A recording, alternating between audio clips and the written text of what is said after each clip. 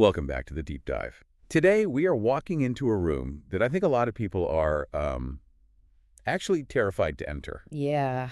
We're talking about a phenomenon that is happening behind closed doors, often in the nicest neighborhoods, involving people who look, for all intents and purposes, like the perfect couple. It's the topic that everyone thinks they understand until they actually look at the mechanics. We assume we know what abuse looks like. We have this script in our heads. Right. We have the cinematic version, a shout, the thrown plate, a bruise, Yeah. the visible scars. The things you can point to, the things you can take a picture of. Exactly.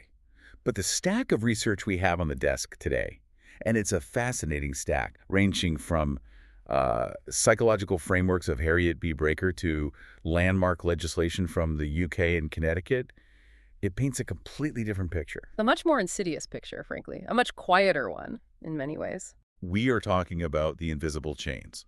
We are Mhm. talking about controlling behavior. And just to be clear right off the top, I don't mean someone being like annoying about which restaurant to pick for date night or hogging the remote. No, this is not about pet peeves. Not at all. I mean a systematic architectural design to strip another human being of their autonomy. That word architectural is really the key to this entire deep dive. This isn't accidental. It's not just someone having a bad temper or being passionate. Right. It is a structure. It's a cage built bar by bar, often so slowly that the person inside doesn't even realize they're being imprisoned. So here is our mission. We are going to deconstruct that structure. Yeah. We need to understand the toolkit. How does someone actually hack into another person's psychology to gain that kind of control? How? Then we need to look at who the personality profiles involved, because the data there is startling. And finally, we need to look at the legal revolution that is happening right now, where the law is finally catching up to the reality that you could destroy a person without ever laying a finger on them. And that legal shift is fascinating. But you really can't understand the law until you understand the mind of the controller. You have to understand the why. Okay, let's start there, the psychology. We have the Breaker list of manipulation tactics. We have the cluster B personality profiles. But before we get into the weeds of the how, I want to hit on something from a study you highlighted in the notes. Graham, Kevin, and Archer from 2008. The motivation study, yes, this is crucial because it flips the common narrative on its head. It really does. Because my assumption, and I think the assumption of most listeners, is that controlling people are just angry. They have anger management issues. They snap. They lose it. That is the common narrative. He just lost control. She just saw red. We tend to view abuse as a failure of regulation. But the data actually suggests something else entirely. Which is? The research suggests that controlling behavior is rarely about a loss of control. It is about the enjoyment of exercising power. Wait, say that again. It's about enjoyment. Precisely. It's gratification. The abuser isn't necessarily lashing out because they are out of their mind with rage. They are utilizing tactics like intimidation or coercion because it gets them something. It works. It works. It gets them compliance. It gets them ownership of the environment, of the relationship, of the other person. So it's not a bug, it's a feature. They aren't suffering from a lack of control.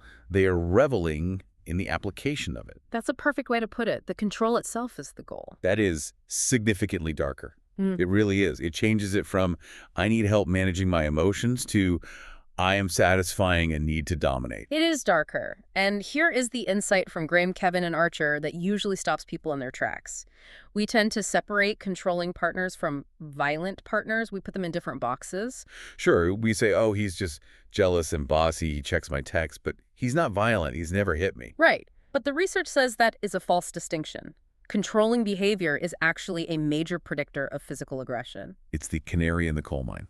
It's the foundational mindset. Think about it. If I feel entitled to control who you talk to, what you wear, and what you think, the step to controlling your physical body with violence is a very small step. It's not a different category. It's just a graduation, an escalation of the same core belief, I have the right to control you. That sets the stakes. Yeah. I mean, that really puts everything in perspective. This isn't just about bad relationships or toxic dynamics. This is about a pathway to violence. And a very clear and well-documented one. So let's open up the toolkit. Section 1 of our stack is the mechanics of control. How does this actually work day to day? We are leaning heavily here on the work of Harriet B. Breker. She wrote extensively on manipulation, and she really systematized how manipulators operate. She laid out the playbook. What I found interesting about her breakdown is that it starts with things that on the surface don't look like abuse at all. Not at all. It actually starts with kindness. Right. Think about it logically. If an abuser started the relationship by screaming at you and banning you from seeing your mom on the first date, what would you do? I'd fake a phone call and run out the back door. Game over. Exactly. You'd leave. So they don't use a stick. Not at first. They use a carrot. A very, very appealing carrot. Breaker calls this positive reinforcement. Which is a term I usually associate with dog training or raising toddlers. You give a treat when they sit. It's the exact same behavioral principle. You reward the behavior you want. In a relationship context, this manifests as what we now clinically call love bombing. I see that term on TikTok and Instagram constantly. It's become a bit of a buzzword. But clinically, what is it? Because isn't falling in love supposed to be intense? How do you tell the difference between a great romance and a trap? That is the hardest distinction to make when you are in it. It's almost impossible sometimes. There is intense, and then there is overwhelming. Love bombing is a bombardment of affection, praise, gifts, and attention very early on. So it's about the speed and the volume. Speed, volume, and this is the key difference between romance and love bombing. The agenda. The agenda being ingratiation. Yes, it's setting the hook. The source material explains that this creates a profound desire in the victim to please the controller. If I treat you like royalty for 3 weeks, I'm guessing your coffee order before you say it, I'm sending flowers to your work, I'm telling you you're the smartest, most beautiful person I've ever met. You feel seen. You feel incredibly validated. Profoundly seen. And you start to think, wow, this person really gets me. But what's really happening is that they are mirroring you. They're studying you and reflecting back the person you want to be. And I feel indebted. There is a reciprocity rule in human nature. If you give me that much, I feel like I owe you. I feel a need to give back. Consciously or unconsciously, yes. You want to keep that version of me alive. You want that high to continue. You have been put on a pedestal, and you will do a lot to avoid falling off. So when the mask slips for the first time, when there's that first flicker of something else, I'm not thinking this guy is a jerk. I'm thinking, what did I do to make the nice guy go away? Bingo! You are primed to fix it. You internalize the responsibility. I must have done something wrong to stop this wonderful flow of affection. And that's the setup for the next tool. That is when they introduce the second tool in the kit, which is the one that I think is most misunderstood by the general public. Negative reinforcement. Okay, I really need you to break this down. Yeah. Because I'll be honest, until I read these notes, I thought negative reinforcement meant punishment. I thought it meant yelling at someone when they did something wrong. Most people think that. It's a very common misconception. But in behavioral psychology, we have to look at the math terms. Positive means adding something like a treat or compliment. Adding a stimulus. Right. Negative means subtracting something. Subtracting something, okay? Not necessarily something bad, just removing it. So negative reinforcement is the removal of something bad. It is the cessation of pain or discomfort. It's taking away an aversive stimulus. Give me a real-world scenario of that in a relationship, because that sounds abstract. Okay. Imagine the atmosphere in your house has been toxic for 3 days. The partner is sulking, slamming cupboards, making those heavy sighs that fill the room. You are walking on eggshells. Your cortisol is through the roof. I know that feeling. Your shoulders are up by your ears. You feel sick to your stomach just walking through the front door. The silent tension, it's suffocating. Yeah, it is. It's awful. Right. It's aversive. It hurts. And then they come to you and say, if you just cancel that dinner with your sister tonight, we can just stay in, order pizza, and watch a movie. And if I cancel, the tension stops. The sun comes out. Instantly. The cupboard stops slamming. The smile comes back. The pain is removed. And what do you feel in that moment? Relief. Yeah. Massive, overwhelming relief. A massive wash of relief. Oh, thank God it's over. We're okay. So I'm not being rewarded with a prize. I'm being rewarded with the absence of torture. Exactly. It's bargaining with relief, and that relief is incredibly addictive. It trains the brain. Compliance equals peace. You start scanning for ways to proactively comply just to avoid the bad atmosphere starting up again. So you start thinking, maybe I just shouldn't even make plans with my sister next week. You stop seeing your sister before they even ask, just to keep the peace. You begin to isolate yourself on their behalf. That is insidious. You're training the victim to be their own jailer. That is the ultimate goal. You want the victim to self-police so you don't have to exert as much energy. It's horribly efficient. But they don't just use relief. They do use punishment eventually. Breaker lists psychological punishment as a distinct category. Oh, yeah. This is the stick, And the most common one cited in the sources, and one of the most damaging, is the silent treatment. Which, again, sounds childish. I'm not talking to you. It sounds like something you do in the 3rd grade. Mm-hmm. But the impact on an adult partner is severe. It triggers a primal panic. Humans are social animals. We are wired for connection. To be ignored by your primary attachment figure, the person you live with, sleep next to, is physiologically terrifying. It's a form of ostracism. It says, you do not exist. It's used to punish noncompliance. You didn't do what I wanted, so you are invisible until you fix it. It forces the victim to scramble, to apologize, to do whatever it takes to be seen again. It's a complete rejection of your humanity in that moment. Exactly. And then you layer on the guilt trips, the emotional blackmail. If you love me, you wouldn't go out tonight. Or, look how sad you've made me. I'm depressed because of you. It outsources the responsibility for the abuser's emotions onto the victim. The victim becomes the emotional caretaker. Their job is to manage the abuser's feelings. Which is exhausting. And impossible. It's a full-time job with a 100% failure rate. And then the heavy artillery. The traumatic tactics, verbal abuse, explosive anger, and the word that everyone knows but few can define correctly, gaslighting. We have to be really specific here because, like love bombing, this term gets overused. Gaslighting is not just lying. Right. If I cheat on you and say, I didn't, that's lying. Gaslighting is when I say, I was home all night, you saw me. You must be seeing things. You know you've been really stressed lately. Are you sure you're okay? You're sounding a bit paranoid. It's an attack on the processing unit. It is an assault on reality. It Yeah. targets the victim's trust in their own memory, their own perception, their own sanity. Over time, the victim starts to think, maybe I am crazy. Maybe I don't remember things correctly. It destabilizes their entire foundation. And if you've already isolated them, which is another tactic we touched on, they have no one to reality check with. Exactly. That's a key part of the architecture. They can't ask a friend, hey, does this sound crazy? Yeah. Because there are no friends left to ask. Right. The abuser becomes the only source of truth, the arbiter of reality, and whatever they say is true becomes true in that tiny two-person world. So you have this closed loop. You have the charm to hook them, the relief to train them, the silence to punish them, and the gaslighting to confuse them. But there is one mechanism in the psychology section that I found the most terrifying. Mm-hmm. It explains why people stay. It explains the why don't they just leave question. We need to talk about intermittent reinforcement. This is the glue. This is the super glue that holds the abusive relationship together.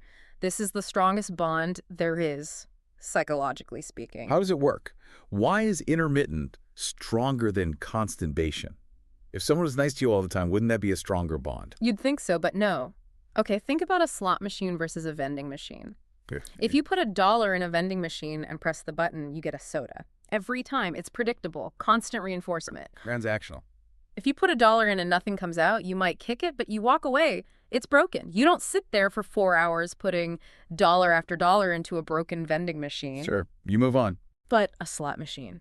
You put $1 in, nothing. You put another in, nothing. You put another in, ding, ding, ding, $10. A little bit of a win. And suddenly I'm hooked.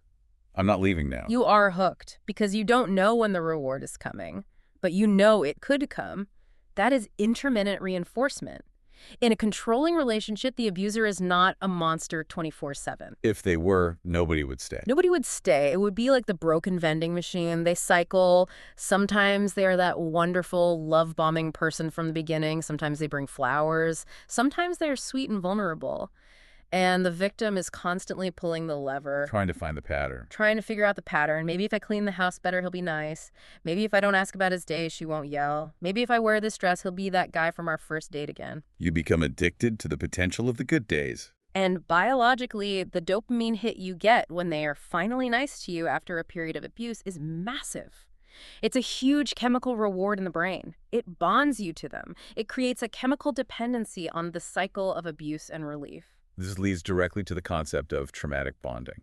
Yes. Referencing Sanderson's work from 2008, it's a paradox that is so hard for outsiders to understand.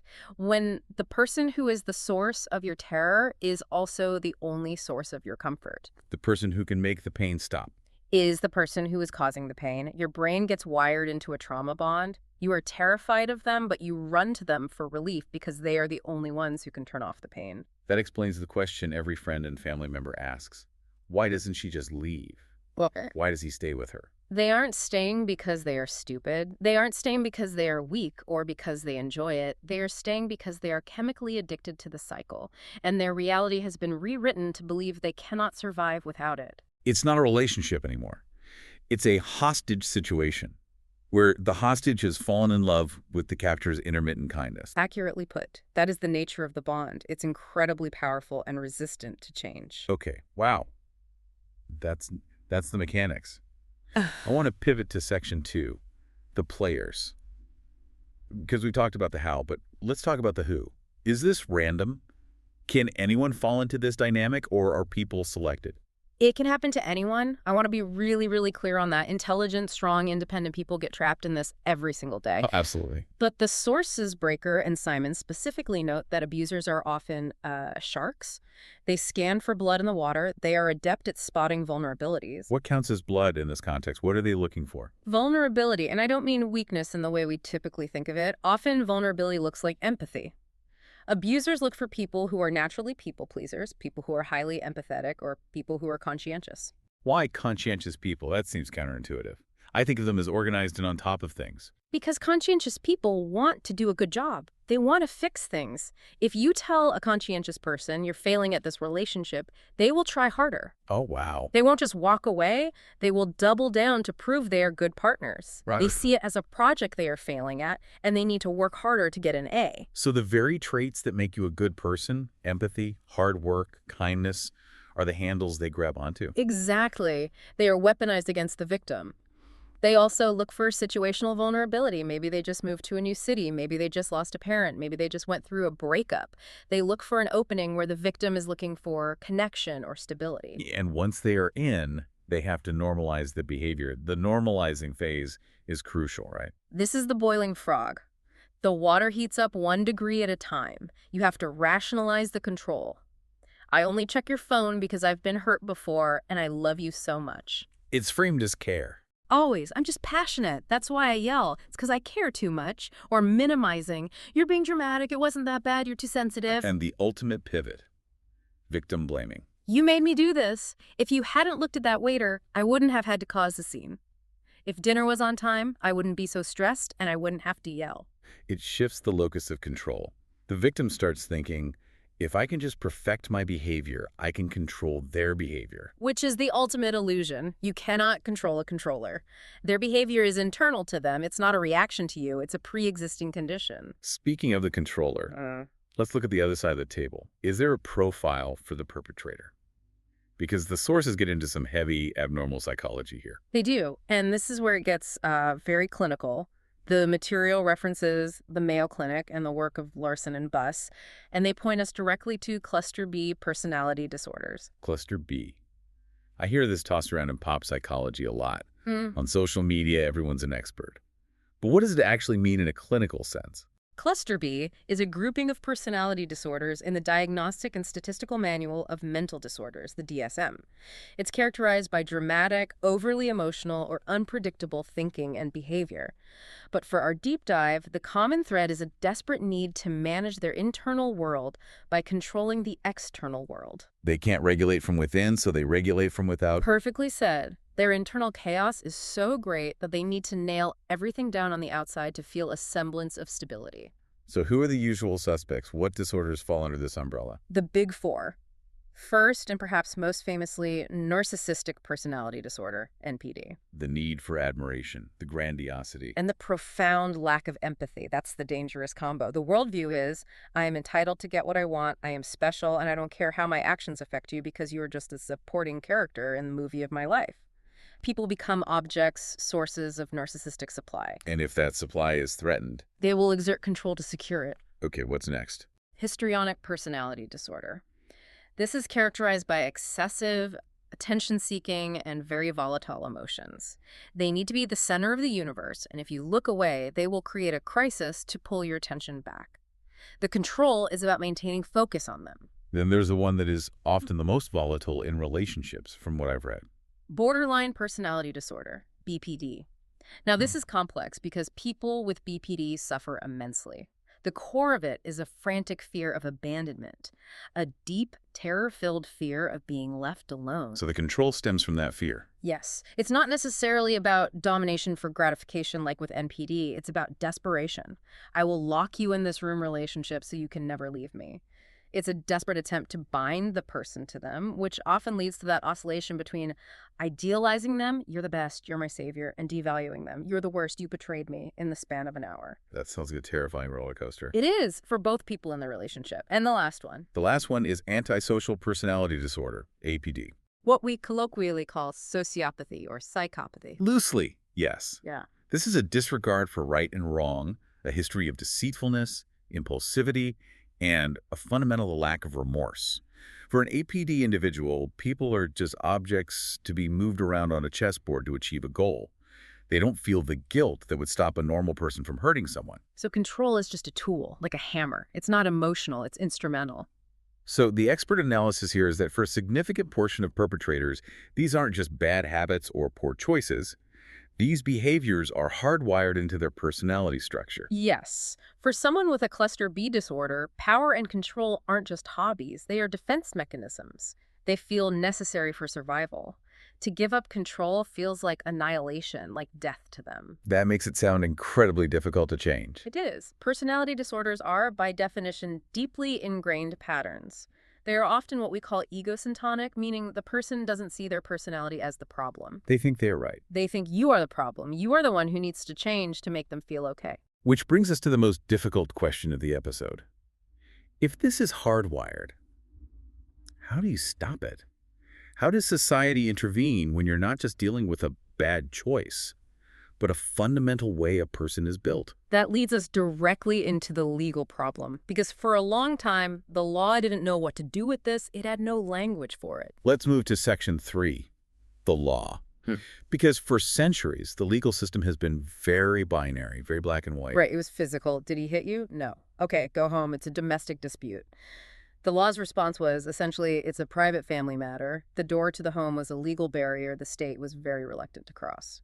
But we are seeing a massive paradigm shift. We are moving from talking about domestic violence as a series of incidents to talking about coercive control as a continuous state of being. It's a shift from looking at incidents to looking at patterns. It's acknowledging that liberty is a human right, and you can strip someone of their liberty within a marriage just as effectively as you can in a prison. The UK seems to be the pioneer here. Let's look at the England and Wales model. They are the gold standard right now.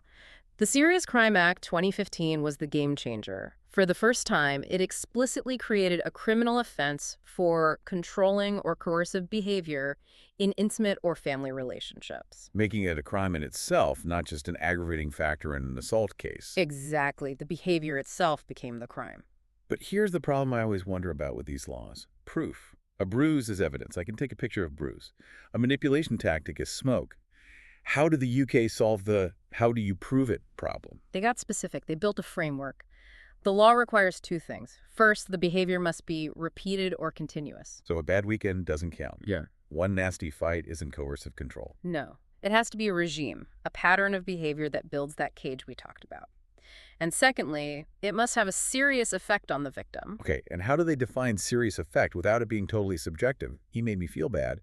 Isn't going to hold up in court. This is the brilliant part. Serious effect is defined in two ways. One, causing the victim to fear that violence will be used against them on at least two occasions. That's the more traditional route. Okay.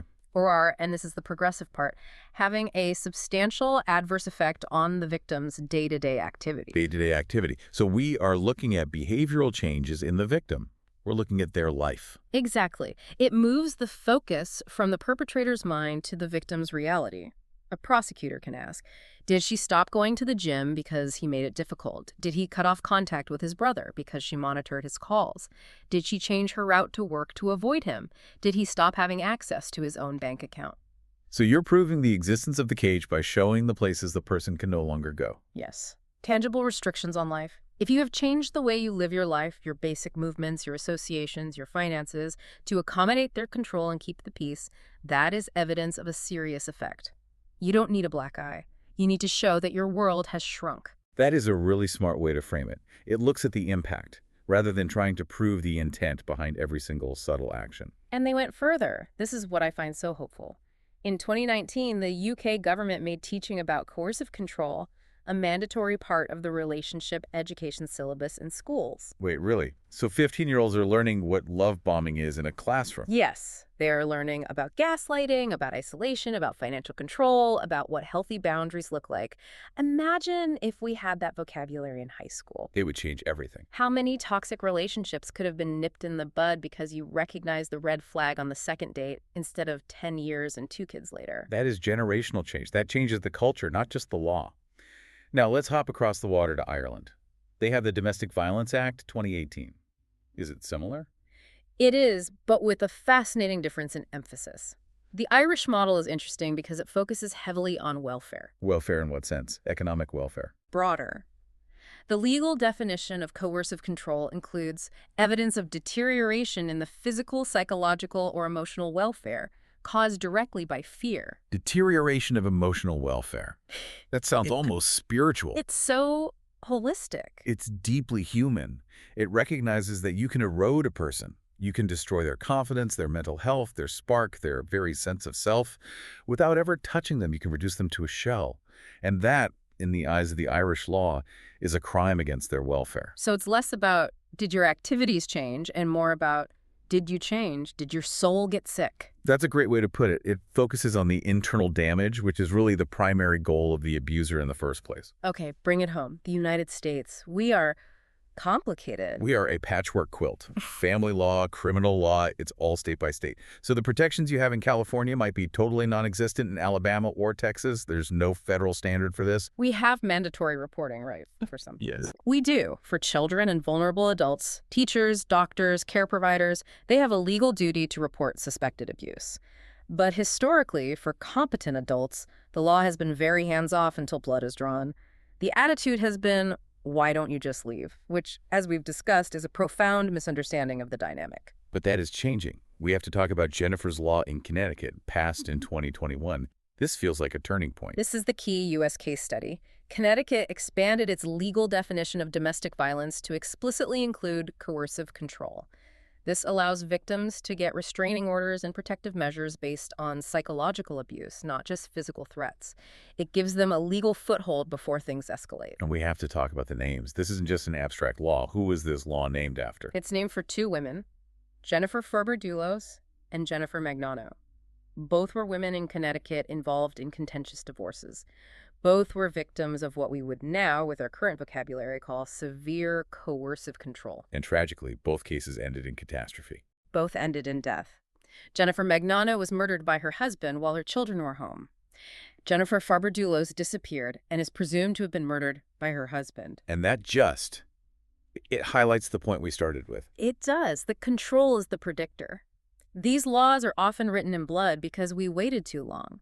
We waited for the physical violence, not understanding that the war was already being waged. We waited for the crime to happen, not realizing the control was the crime. Exactly. Jennifer's law is an attempt to intervene before the murder. It's trying to catch the behavior when it's just control, recognizing that just control is actually a lethal warning sign. It gives judges the power to say, this pattern is dangerous, before a weapon is involved. It's heartbreaking that it takes that level of tragedy to move the legislature, but it validates the victim's reality. It says, you are not crazy, this is real, this is dangerous, and the state sees you. It brings the invisible chains into the light of a courtroom. It gives victims a language and a legal standing they've never had before. So we've covered a massive amount of ground today. I mean, from the chemical hooks of intermittent reinforcement and the psychology of the slot machine relationship, all the way to the legal definitions in the UK courts. We have. It's a lot to process. It's a heavy topic. It is. If we have to synthesize this for the listener, what is the ultimate takeaway from this deep dive? I'd say this. Controlling behavior is a spectrum, but it is a predictable one. It's not random. It starts with the hook, the charm, the love bombing. It traps you with the cycle, the hot and cold, the intermittent reinforcement. It exploits your best qualities, your empathy, and it is driven by the perpetrator's deep-seated need for power and gratification. And while it feels magical and confusing and unique when you are in it, like you're the only 2 people in the world in this bizarre dance. It is actually mechanical. It is a trick. a playbook. And knowing the trick is the first step to breaking the spell. If you can name gaslighting, if you can point to intermittent reinforcement, it stops being a mystery about your relationship. It just becomes a manipulation tactic. It loses its mystical power over you. It gives you a map out of the maze. Yes. I want to leave the listener with a thought, though. Something that's been nagging at me since we discussed the cluster B profiles. Let's hear it. We've established that for many perpetrators, especially those with things like narcissistic or antisocial personality disorders, this need for control is hardwired. It's a psychological compulsion. It's part of their pathology. Right. They aren't just choosing to be mean, they are driven by their disorder to be controlling. So as we expand these laws, Yeah. are we criminalizing a mental illness? If the behavior is a compulsion, can legal punishment actually deter it? Or are we just punishing people for being wired differently in a way that is harmful to others? That is a tension at the heart of forensic psychology and the law. Is the goal rehabilitation, or is the goal protection of the victim? And when safety is on the line, usually the law has to side with safety, regardless of the why behind the behavior. But the question of what true justice looks like, that's much harder. And furthermore, as laws like Jennifer's Law expand, where does society draw the hard line? When does a bad breakup or a toxic boyfriend become a criminal coercer? Because that line is going to get tested in courtrooms all over the world in the next 10 years. It's a huge, blurry, and necessary gray area we're wading into. It's going to be messy, no question. But it's a necessary mess if we want to protect autonomy as a basic human right within the home. It is a brave new world for relationships and the law. Thank you for guiding us through the weeds today. This was incredibly insightful. My pleasure. Thank you for the conversation. And thank you for listening to this deep dive. Stay curious, stay safe, and remember, Knowledge really is power. We'll see you in the next one. take care.